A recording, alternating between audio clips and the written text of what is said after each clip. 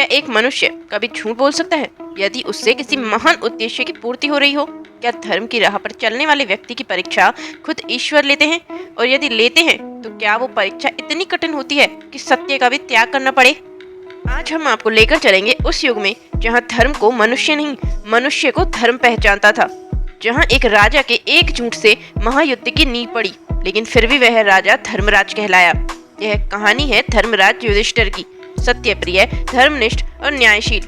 लेकिन क्या आप जानते हैं कि स्वयं भगवान श्री कृष्ण ने युधिष्ठिर से झूठ बुलवाया था? आइए जानते हैं धर्मराज युधिष्ठिर की सच्चाई की परीक्षा कि वो रोचक, रहस्यमयी और प्रेरणादायक कहानी जो न केवल आपके मन को झकझोर देगी बल्कि आपको सच्चे धर्म का वास्तविक अर्थ भी समझा देगी। तो बने रहिए हमारे साथ इस वीडियो के अंत तक। महाभारत का युग एक ऐसा कालखंड जहां धर्म और अधर्म का युद्ध केवल अस्त्र शस्त्र से नहीं, विचारों और नैतिकताओं से भी लड़ा गया। युधिष्ठिर का जन्म कुंती के वरदान से यमराज के तेज से हुआ था। यमराज जो स्वयं धर्म के देवता हैं, इसलिए युधिष्ठिर को धर्मराज कहा जाता था। वे न केवल अपने भाइयों से बड़े थे बल्कि धर्म के मार्गदर्शक भी थे। बचपन से ही युधिष्ठिर ने कभी झूठ नहीं बोला, चाहे किसी की जान पर बात हो। युधिष्ठिर सत्य ही बोलते थे। उनके इस स्वभाव के कारण भीष्म, द्रोण, कृपाचार्य और स्वयं विदुर भी उन्हें अत्यंत सम्मान देते थे। गुरुकुल में जब अन्य बालक धनुष विद्या और युद्ध कला में लिप्त होते, तब युधिष्ठिर धर्मशास्त्र, नीति और न्याय को आत्मसात करते। उन्हें सिखाया गया था राजा वही जो प्रजा के हित में अपना हित त्याग दे। धर्म उनके लिए पूजा थी और सत्य उनका आचरण। वेदों में लिखा है, धर्मो रक्षति रक्षितः, अर्थात जो धर्म की रक्षा करता है, धर्म उसकी रक्षा करता है। युधिष्ठिर का जीवन इसी सूत्र पर टिका था। कौरव और पांडवों के बीच जब सत्ता का संघर्ष शुरू हुआ, तब युधिष्ठिर को सत्ता से अधिक धर्म की चिंता थी। वे नहीं चाहते थे कि भाई भाई में युद्ध हो, परंतु दुर्योधन की ईर्ष्या ने उन्हें बार बार अपमानित किया और अंततः जब द्यूत कीड़ा में युधिष्ठिर ने सब कुछ हार दिया, राज्य, धन, स्वयं को और यहाँ तक कि द्रौपदी को, लोगों ने सवाल उठाए, क्या धर्मराज ने अधर्म किया? क्या जुए में पत्नी को दांव पर लगाना धर्म है? कुरु राजसभा में कौरवों द्वारा पांडवों को जुए में आमंत्रित किया गया।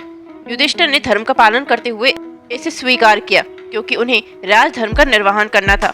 लेकिन इस सभा में दुर्योधन की चालों के चलते उन्होंने सब कुछ हार दिया, राज्य, धन, स्वयं को, अपने भाइयों को, यहाँ तक कि द्रौपदी को भी।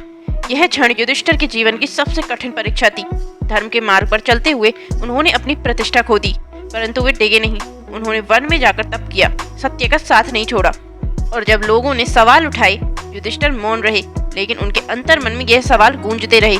यह वही बीज था जो आगे चलकर उनकी सबसे कठिन परीक्षा बन जाएगा। 13 वर्षों का वनवास और फिर 1 वर्ष का अज्ञातवास। इन वर्षों में युधिष्ठिर ने कठोर तपस्या की, धर्मशास्त्रों का अध्ययन किया और आम जनता की सेवा की। वन में जब यक्ष ने उनके भाइयों को मारा और युधिष्ठिर से प्रश्न पूछे, तो उन्होंने सभी प्रश्नों के उत्तर धर्म के आधार पर दिए। इससे प्रसन्न होकर यक्ष, जो स्वयं यमराज थे, ने उन्हें आशीर्वाद दिया। यह युधिष्ठिर की सत्यनिष्ठा की एक और परीक्षा थी, जिसमें वे सफल रहे। कुरुक्षेत्र का युद्ध केवल धनुष बाण का युद्ध नहीं था, बल्कि यह था धर्म और अधर्म के बीच की टकराहट। युधिष्ठिर ने युद्ध से पहले शांति की अंतिम कोशिश की, लेकिन जब वे असफल हुई तो उन्होंने अपने भाइयों और श्री कृष्ण के साथ युद्ध की घोषणा की। भीष्म, द्रोण, कर्ण जैसे महावीर जब विरोध में थे, तो धर्म या युधिष्ठिर का मन कई बार विचलित हुआ, लेकिन धर्म के मार्ग पर अड़िग रहा। उन्होंने नहीं छोड़ा। एक और अर्जुन और भीम जैसे शक्तिशाली योद्धा थे, दूसरी ओर युधिष्ठिर युद्ध भूमि में भी धर्म का पालन करना चाहते थे। जब कर्ण ने युद्ध में शरण ली, युधिष्ठिर ने उसे नहीं मारा। जब भीम क्रोधित हुए, युधिष्ठिर ने उन्हें संयम का पाठ पढ़ाया। परंतु एक दिन ऐसा आया जब श्री कृष्ण ने स्वयं युधिष्ठिर से कहा, युधिष्ठिर, अब समय आ गया है कि तुम झूठ बोलो। युधिष्ठिर स्तब्ध रह गए। कृष्ण, मैं तो धर्मराज हूँ, सत्य ही मेरा अस्त्र है, मैं झूठ कैसे बोल सकता हूँ? कृष्ण बोले, धर्म की रक्षा के लिए कभी कभी अधर्म का आश्रय भी लेना पड़ता है। अब आते हैं उस घटना पर जो इस पूरी कथा का सार है। 10वां दिन, भीष्म पितामह शरशैया पर लेटे हैं। 12वां दिन, द्रोणाचार्य का दिन। द्रोण को परास्त करना असंभव था। उन्होंने घोषणा कर दी, जब तक मेरा पुत्र अश्वत्थामा जीवित है, मैं युद्ध नहीं रोकूंगा।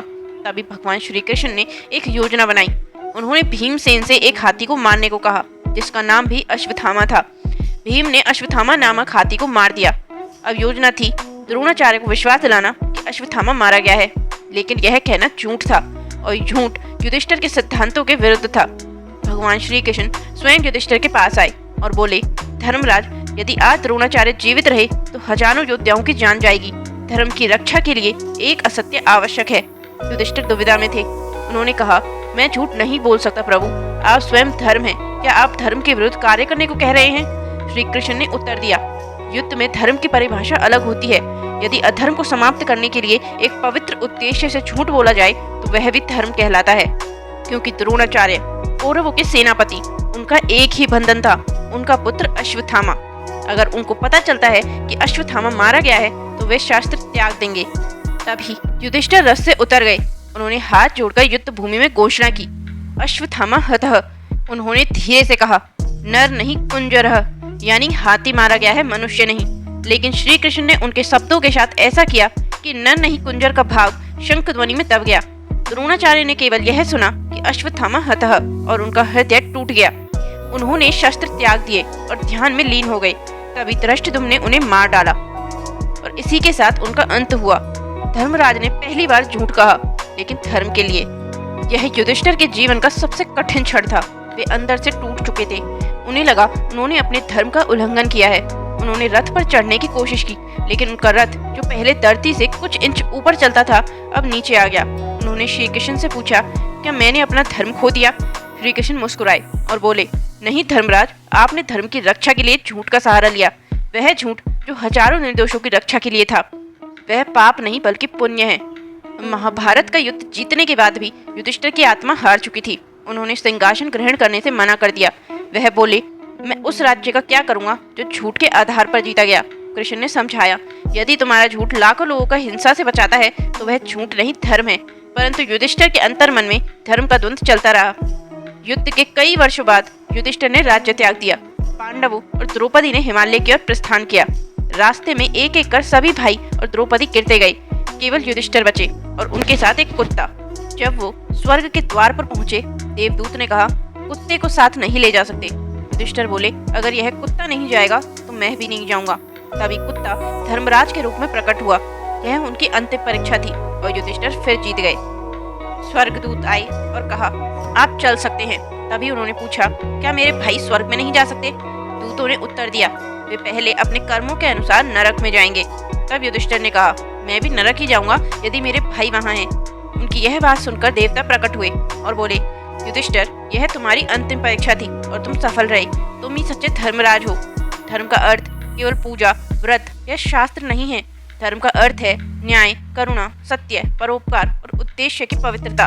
युधिष्ठिर ने हमें सिखाया है कि सत्य आवश्यक है, लेकिन यदि सत्य से किसी निर्दोष का विनाश होता है तो धर्म हमें विकल्प चुनने की अनुमति देता है। उनकी यह कथा आज भी हर मनुष्य के लिए एक मार्गदर्शन है। यदि आप धर्म के पथ पर हैं और आपके मन में संदेह है तो युधिष्ठिर की इस परीक्षा को याद कीजिए। युधिष्ठिर की कहानी केवल एक योद्धा की नहीं है, बल्कि एक ऐसे व्यक्ति की है जो हर मोड़ पर धर्म के मार्ग पर चला। उन्होंने दिखाया है कि सत्य कठिन है और सबसे शक्तिशाली है। धर्म केवल ग्रंथों में नहीं, आचरण में होता है। परिस्थितियां चाहे कैसी भी हों, जो अपने सिद्धांतों पर अड़िग रहता है वही सच्चा विजेता होता है। दोस्तों, युधिष्ठिर की यह कथा हमें सिखाती है कि सत्य की राह कांटों से भरी हो सकती है, लेकिन अंततः वही राह स्वर्ग तक पहुंचाती है। यदि आपको यह कथा ज्ञानवर्धक, रोचक और प्रेरणादायक लगी हो तो इसे अपने मित्रों और परिवार के साथ साझा करें और हमारी वीडियो को लाइक करें, क्योंकि सच्चा धर्म वही है जो सबके कल्याण के लिए हो। और हाँ, ऐसे ही पौराणिक रहस्य और प्रेरणादायक कहानियों के लिए हमारे चैनल को सब्सक्राइब करना ना भूलें। कमेंट करके बताइए कि आप भी जीवन में सत्य और धर्म के मार्ग पर चलने की कोशिश करते हैं। हम फिर मिलेंगे एक और अद्भुत, रहस्यमय और प्रेरणादायक कहानी के साथ। धर्म ही जीवन है, सत्य ही ईश्वर है। जय श्री कृष्ण।